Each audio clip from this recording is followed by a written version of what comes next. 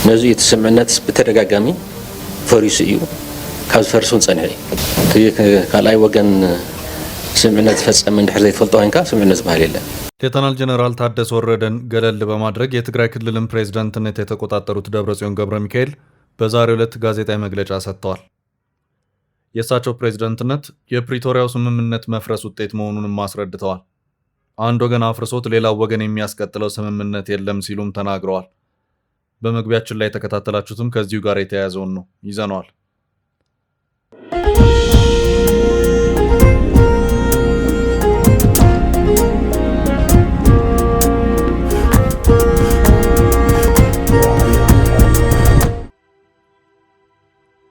ሰላም ጤና ይስጥልን የተከበራችሁ የፈታ ዴሊ ቤተሰቦች፣ የሰዓቱን መረጃ ይዘን ተገኝተናል።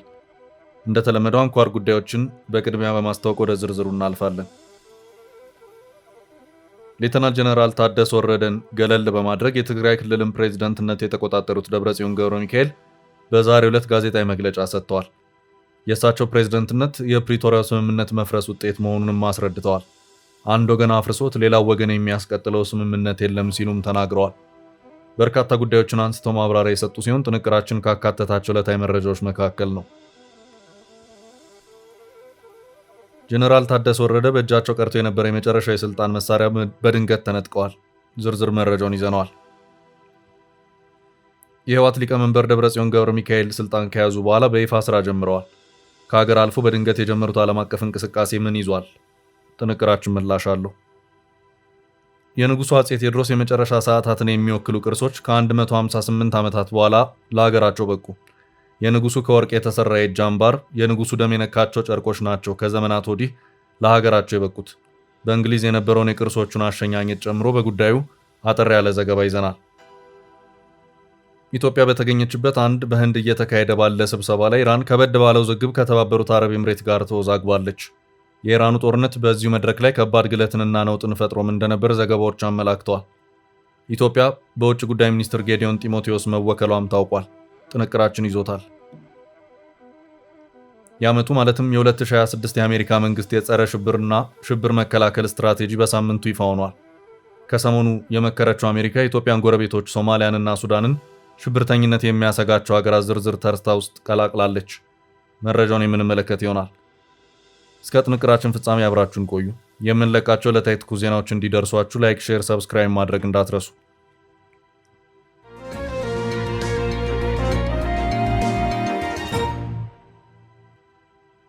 ስምምነት የሚባል የለም። ደብረጽዮን ዛሬ ጀነራል ታደሰ ወረደን ገለል አድርገው የትግራይ ክልል ፕሬዝዳንት መሆናቸውን ያወጁት ደብረጽዮን ገብረ ሚካኤል በዛሬው ዕለት በትግራይ ለሚገኙ መገናኛ ብዙሃን መግለጫ ሰጥተዋል። መግለጫው ደብረጽዮን ዳግሞ ወደ ስልጣን ከተመለሱ በኋላ ለመጀመሪያ ጊዜ የተሰጠ ነው። በዚህ ዙሪያም ደብረጽዮን ሰፋ ያለ መግለጫቸውን ጊዜ ወሰዱት እሳቸውና የቀድሞ የዛሬ 6 ዓመት የነበረው ምክር ቤት የተመለሰበትን መንገድ ነው። ደብረጽዮን የእሳቸውንና የዛሬ 6 ዓመት የተመለሰው ምክር ቤት የተመለሰበትን መንገድ ህጋዊ አካሄድ ነው ባሉት መንገድ ለማስረዳት ብዙ ርቀት ተጉዘውም ታይተዋል። የዛሬ 6 ዓመት በትግራይ ያለ ፌዴራሉ መንግስት ይሁንታ ህወሓት በራሱ መንገድ ምርጫ አካሄዱ። ከዚያም የ2 ዓመታት ጦርነት መካሄዱን ተከትሎ የፕሪቶሪያው ስምምነት ሲፈረም ደብረጽዮን ፕሬዝዳንት የሆኑበት ምክር ቤት ታግዶ እንዲፈርስ የተደረገ መሆኑ የሚታወስ ነው። ደብረጽዮን አሁን እኔም ወደ ስልጣን የመጣሁት እንደዚሁም ታግዶ ነበር ያሉትም የቀድሞ ምክር ቤት የተመለሰው የፕሪቶሪያው ስምምነት በመፍረሱ አይነት ይዘት ያለው መግለጫን በዛሬው ዕለት ሰጥተዋል።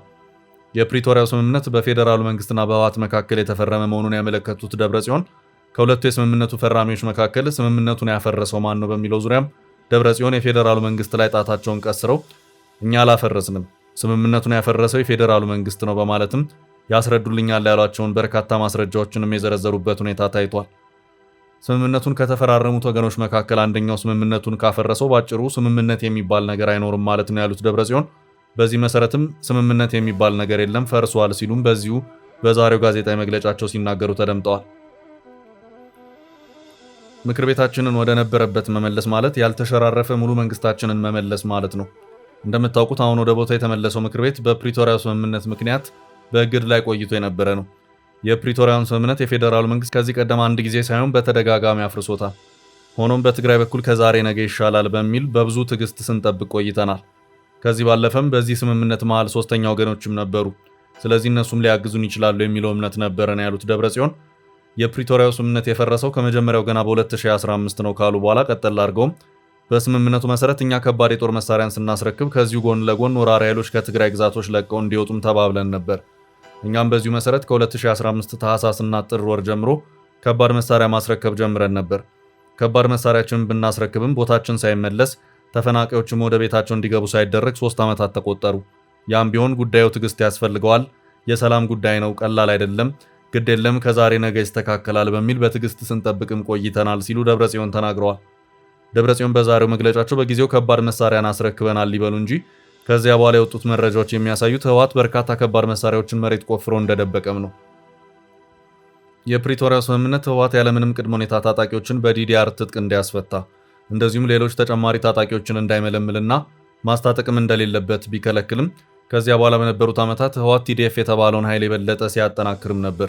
ሆኖም ደብረጽዮን በዚህ ጉዳይ በዛሬው መግለጫቸው ያሉት ምንም ነገር የለም።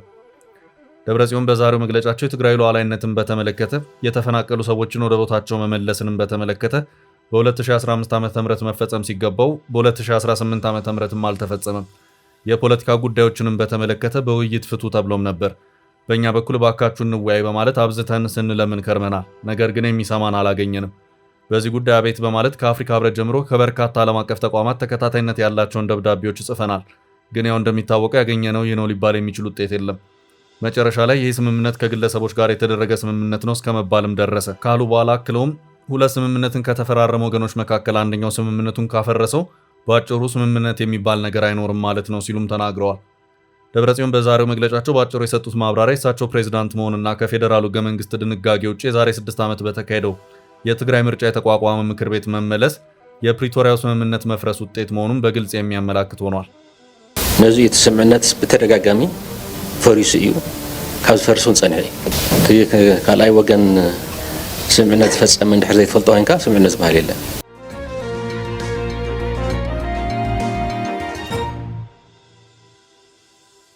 በቀጣይ ርዕስ ጀነራሉ የመጨረሻው ስልጣናቸውን ተነጠቁ።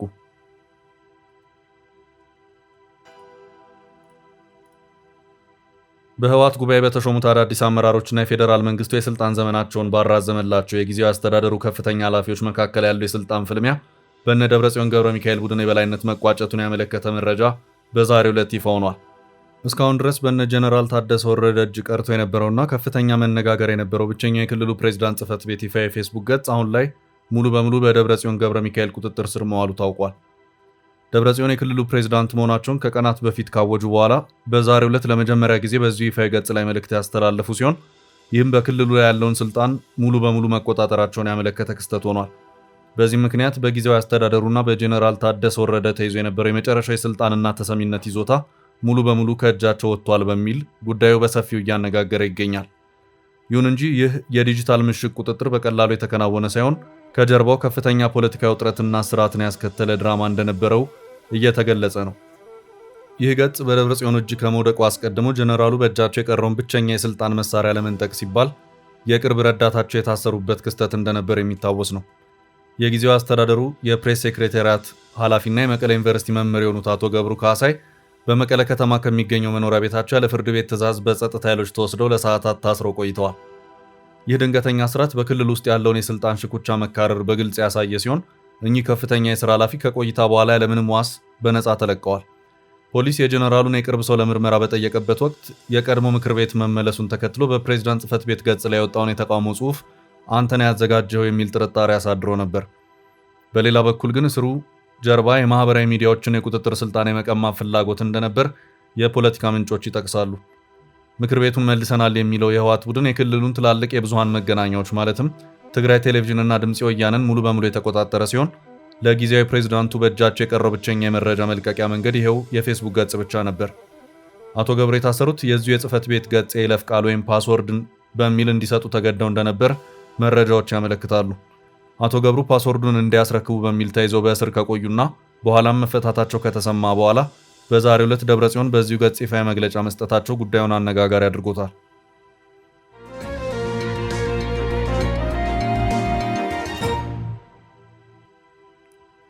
በሌላ መረጃ የደብረጽዮን አስቸኳይ ደብዳቤ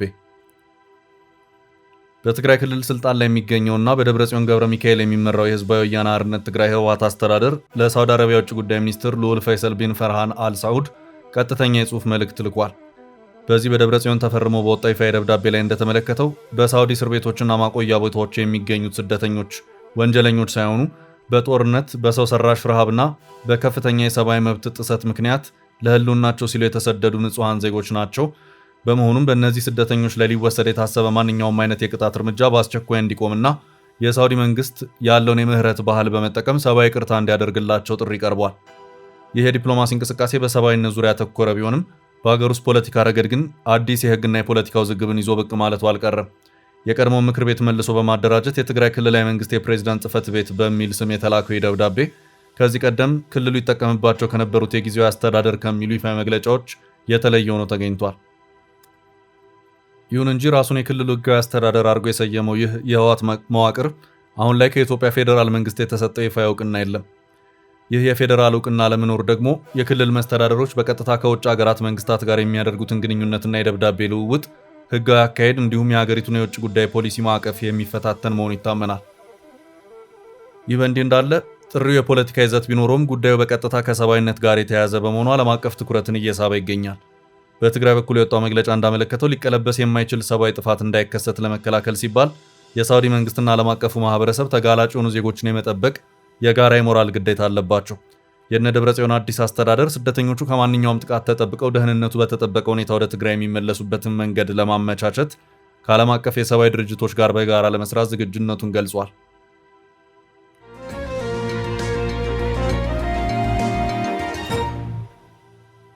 በቀጣይ መረጃ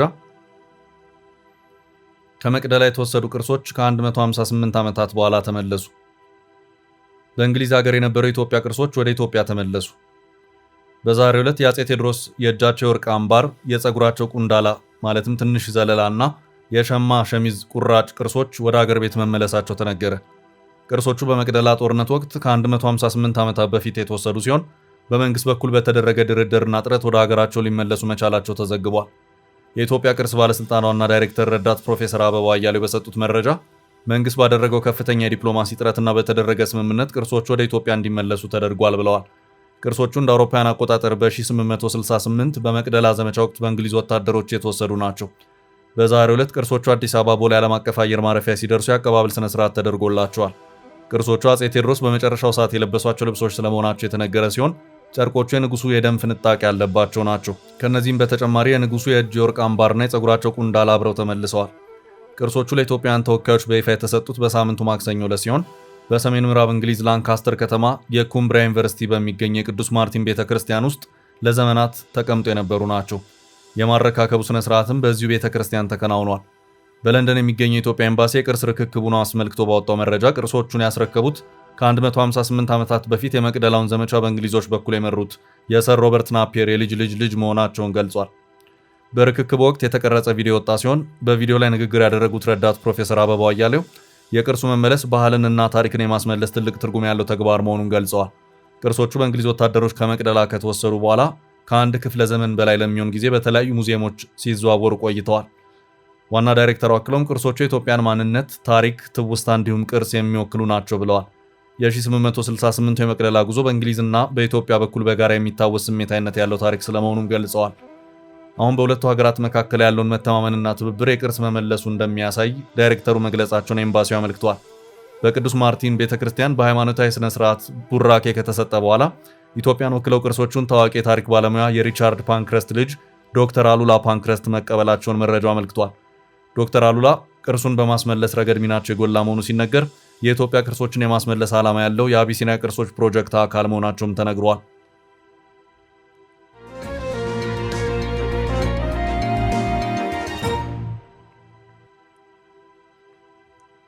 በቀጣይ መረጃ ኢትዮጵያ የተገኘችበትና ኢራን የተወዛገበችበት ስብሰባ።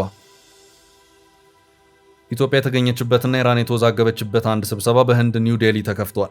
ስብሰባው ኢትዮጵያን ኢራንም አባል የሆኑበት የብሪክስ አባል ሀገራት ስብሰባ ነው።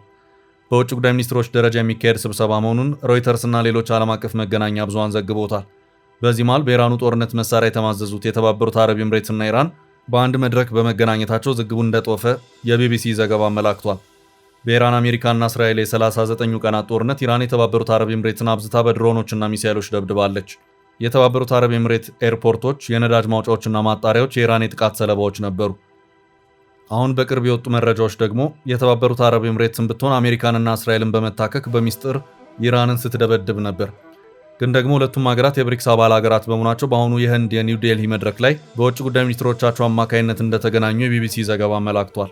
በዚህ መድረክ ላይ በአሜሪካና በእስራኤል ጦርነት የተከፈተባት ኢራን አባል የሆነችበት የብሪክስ ስብስብን ከ2 ዓመት በፊት የተቀላቀለች ኢትዮጵያ በውጭ ጉዳይ ሚኒስትሯ ተወክላ ስብሰባውን ተካፍላለች። ኢትዮጵያም በውጭ ጉዳይ ሚኒስትር ጌዲዮን ጢሞቴዎስ ተወክላ እየተሳተፈች መሆኑን ቢቢሲ ዘግቧል። የውጭ ጉዳይ ሚኒስትር በማህበራዊ ድረገጹ ባወጣው መግለጫ ውጭ ጉዳይ ሚኒስትር ጌዲዮን ሁሉንም ሀገራት ተጠቃሚ የሚያደርግ ዓለም አቀፍ ስርዓት ለመገንባት ትብብር እንደሚያስፈልግ ተናግረዋል። ህንድ ውስጥ እየተካሄደ በሚገኙ በዚሁ የብሪክስ ስብሰባ ላይ እየተሳተፉ ያሉት የኢራን የውጭ ጉዳይ ሚኒስትር የተባበሩት አረብ ኤምሬቶች ኢራን ላይ በተከፈተው ወታደራዊ ዘመቻ ቀጥተኛ ተሳትፎ እንዳላት በመጥቀስ መክሰሳቸውን የኢራን መገናኛ ብዙሃንን ዋቢ ያደረገው የቢቢሲ ዘገባ አመላክቷል። ውዝግቡ የተነሳው ኤምሬቶች የእስራኤል ጠቅላይ ሚኒስትር ቤንያሚን ኔታንያሁ በኢራን ጦርነት ወቅት ወደ ሀገሪቱ መጓዛቸውን በመግለጽ ያወጡትን መግለጫ ባስተባበለች ማግስት መሆኑን ያመለከተው ቢቢሲ የኢራን የውጭ ጉዳይ ሚኒስትር አባስ አራግቺ ከዚያ በኋላ በብሪክስ ስብሰባ ተገኝተው ባደረጉት ንግግር መከፋፈልን ለመዝራት ከእስራኤል ጋር የተጣመሩ አካላት ተጠያቂ ይሆናሉ ማለታቸውን የሮይተርስ ዘገባ ያመለክታል። አራግቺ በብሪክስ መግለጫ ላይ የኤምሬቶች ስም ያልጠቀስኩት ለአንድነት ስል ነው። እውነታው ግን የተባበሩት አረብ ኤምሬቶች ሀገሬ ላይ በተፈጸመው ጥቃት ቀጥተኛ ተሳትፎ ነበራት። ጥቃቶቹ ሲጀመሩ የውግዘት መግለጫ እንኳን አላወጡም ሲሉ መክሰሳቸውን ሮይተርስን የጠቀሰው የኢራን መገናኛ ብዙሃን መዘገባቸውን ቢቢሲ አመላክቷል።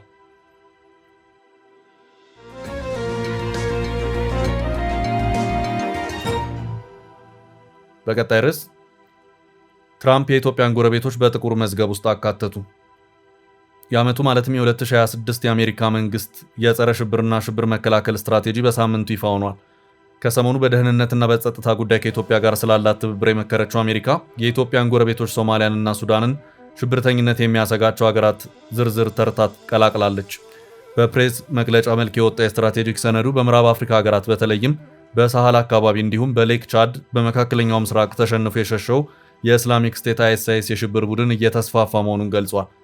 የትራምፕ አስተዳደር ይህ የሽብር ቡድን በኢራቅና በሶሪያ ቢሸነፍም በምዕራብ አፍሪካ ሀገራት ውስጥ ጠንክሮ እየተደራጀና ለአሜሪካ ስጋት ሆኖ እየመጣ መሆኑን አስጠንቅቋል። በተለይ ሰሜን ናይጄሪያ አሜሪካ ላይ ጥቃት ሊፈጽሙ የሚችሉ ሽብርተኞች ሊነሱበት የሚችል ስፍራ በሚል በሰነዱ ተፈርጇል። የጸረ ሽብር ሰነዱ እርስ በርሱ የሚጣረስ መረጃ ማስቀመጡን ተንታኞች ታዝበዋል። በሰነዱ ትራምፕ በመጀመሪያው የስልጣን ዘመናቸው እስላሚክ ስቴት አይኤስአይኤስ እና አልቃይዳን ማጥፋታቸውን ይገልጽና ቡድኖች ወደ አፍሪካ እንደሸሹ ይናገራል። በወቅቱ ባይደን ስልጣን መያዛቸውን አንስቶም ለቡድኖቹ ማቆጥቆጥና ጸረ እርምጃ ለመውሰድ ባይደንና አስተዳደራቸውን ተጠያቂ ያደርጋል። ሰነዱ አሜሪካ እነዚህን ቡድኖች ለመዋጋት ያወጣችውን አሁናዊ ስትራቴጂ የሚገልጽ ሲሆን አሜሪካ በአፍሪካ ሀገራትና በአህጉሪቱ ላይ ተጨማሪ የጦር ሰፈር እንደማትመሰረት ይናገራል።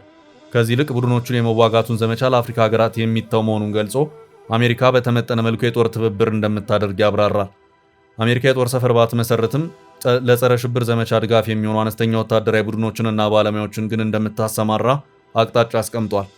በጸረ ሽብር ዘመቻው ግን ዋሽንግተን ቀጥተኛ ሚና እንደማይኖራት ነው ሰነዱ የገለጸው። ታዲያ ሰነዱ ከምዕራብ አፍሪካ ሀገራት በተጨማሪ የሽብር ስጋት ያለባቸው ሀገራት ሲል የኢትዮጵያን ጎረቤቶችም ዘርዝሯል።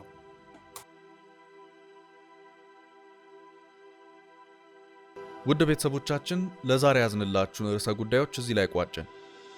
ላይክ፣ ሼር እና ኮሜንት በማድረግ ለቻናላችን ድጋፋችሁን መግለጽ እንዳትዘነጉ እያልን ከሌሎች መረጃዎች ጋር ደግመን እስክንገናኝ ቸር ያሰማን ስንል ተሰናበትን።